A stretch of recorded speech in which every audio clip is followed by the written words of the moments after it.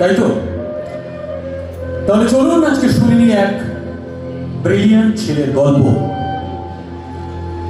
প্রথমে তারা গায়ের মফস্বলে হরিপ্রসন্ন স্কুলে গেও বন্ধুদের সাথে একসাথে লেখাপড়া শেখে।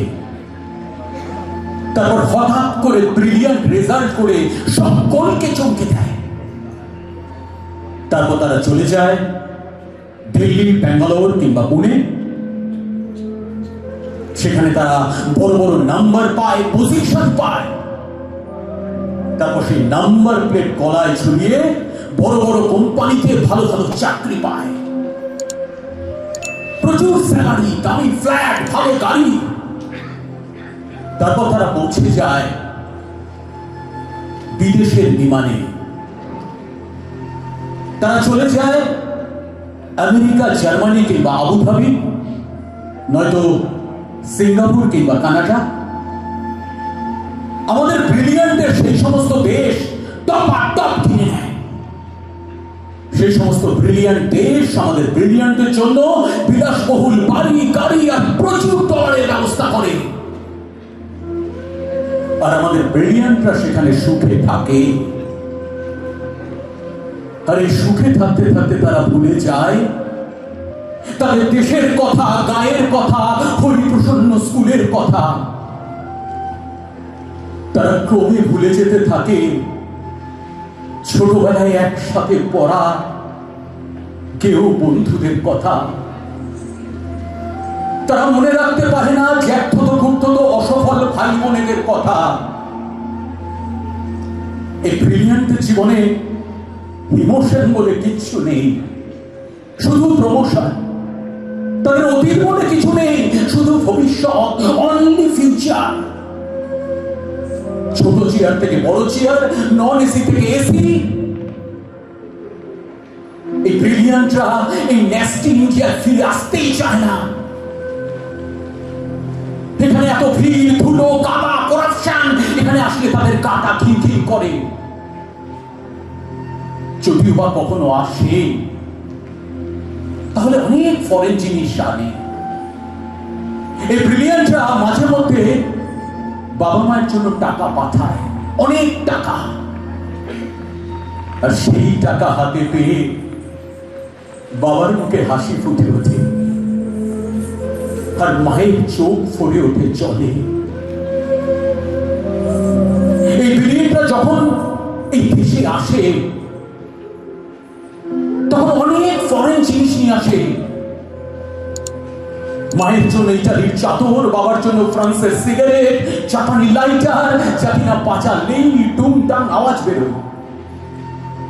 আসলে ব্রিলিয়ান্টের ব্যাপার স্যাপারই আলাদা। তবে ব্রিলিয়ান্টের ব্রিলিয়ান্ট তৈরি করতে তার কেরানি বাবাকে যে কতদিন কর্মক্লান্ত দুপুরে একটা চাপা কলার, এক টাকার মুড়ি খেয়ে কাটাতে হয়েছে।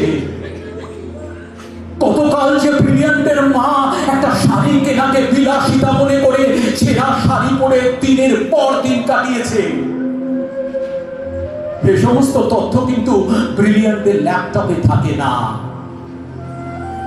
তাদের ল্যাপটপে থাকে নায়াগ্রার দুরন্ত জলোচ্ছ্বাস, ভিসুভিয়াসের ছবি। এই শ্যামল বাংলার নদী, গাছ, বর্ষার মেঘ, এই সমস্ত তাদের ল্যাপটপে নাকি ইনসার্টই করা যায় না। এই ব্রিলিয়ান্টরা ভীষণ ব্যস্ত, ভীষণ। তারা গান শোনে না, তারা গল্পের বই বা কবিতা পড়ে সময় নষ্ট করে না। সারাক্ষণ কাজে ডুবে থাকে, সারাক্ষণ কাজ করে। আকাশ ভেঙে বৃষ্টি নেমেছে, শ্রাবণ মাস, মা মৃত্যু শয্যায়, বাড়ি ভর্তি লোকজন। অসুস্থ বাবা বারান্দার চেয়ারে এক দৃষ্টিতে তাকিয়ে রয়েছে। কাঁপা কাঁপা কণ্ঠে ব্রিলিয়ান্ট খোকনের মা মাঝে মাঝে বলে উঠছে, খোকন, খোকন এলি। খোকন তখন ফ্লাইটে।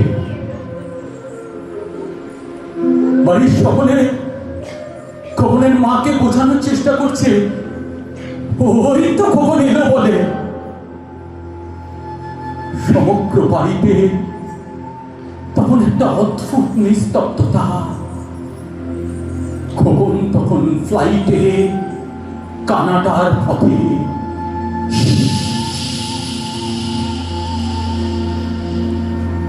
কোম্পানির নতুন শাখা উদ্বোধন, খোকনের চেয়ে আরো অনেক বড় দায়িত্ব, আরো অনেক ডলার। আর এদিকে পোড়া কপাল্লা দেশে ব্রিলিয়ান্ট খোকনের মা